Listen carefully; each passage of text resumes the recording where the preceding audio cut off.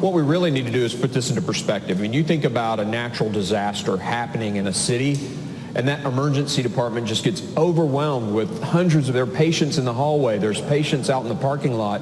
It's not the doctor's fault. It's not the nurse's fault that that ER has been overwhelmed by that crisis.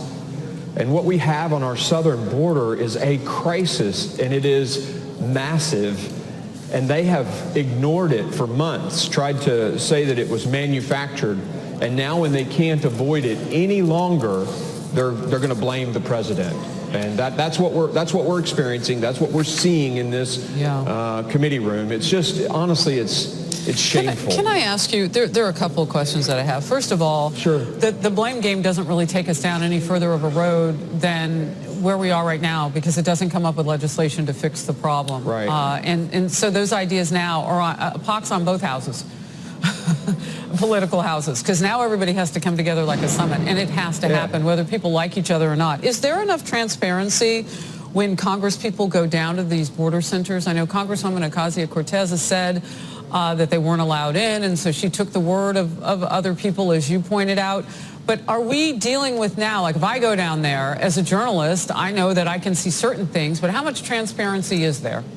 There's complete transparency when they actually get an official visit approved. And it's interesting, the Democrat Party controls the House. They're the ones that get to decide on if a CODEL or a congressional delegation can actually happen. How long does that take? Can they do it expeditiously? Absolutely they can. They can make that happen. In fact, we're leaving a week from Sunday with a GOP delegation to go down there and take a look ourselves. So we're going to start in El Paso and go all the way over to Arizona. So absolutely it can You're going to hit a lot. We're going to hit a lot. From Nogales to El Paso. So let me ask you this. I don't know if our audience knows much about your background, but from what I remember reading, you're a doctor. Yes. So when you look at this differently. So tell me what you see.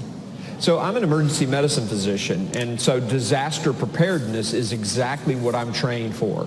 I'm also an ex-Army physician, so I've worked in Iraq and Afghanistan.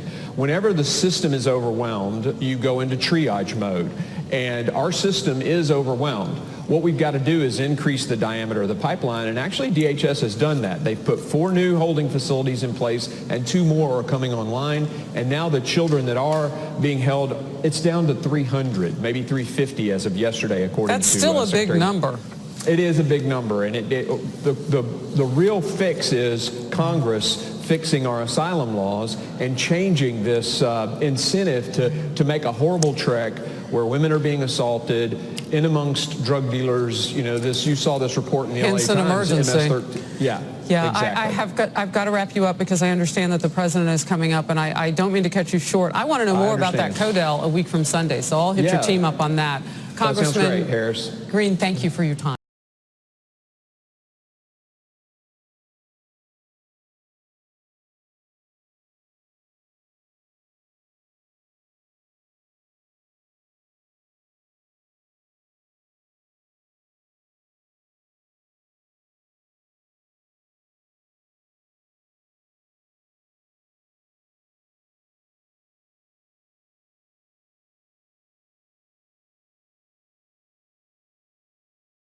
Increase over the prior month, a historic high.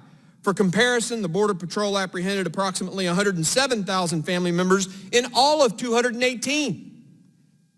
We've had a natural disaster, and the ER is overwhelmed. They need resources.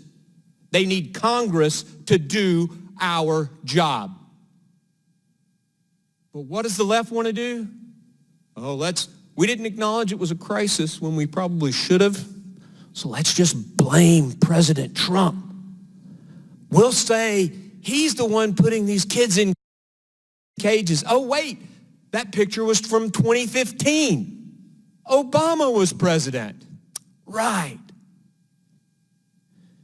We didn't recognize it was a crisis. We tried to play it off as not one, and now we've been caught, and let's just blame the president. Theatrics. Listen, it's time for Congress to do its job and get the resources to these men and women who are on the border taking care of this crisis. Mr. Chairman, I thank you for the opportunity to share my perspective. And I yield my time back. Before I go to Ms. Ocasio-Cortez, let me say this.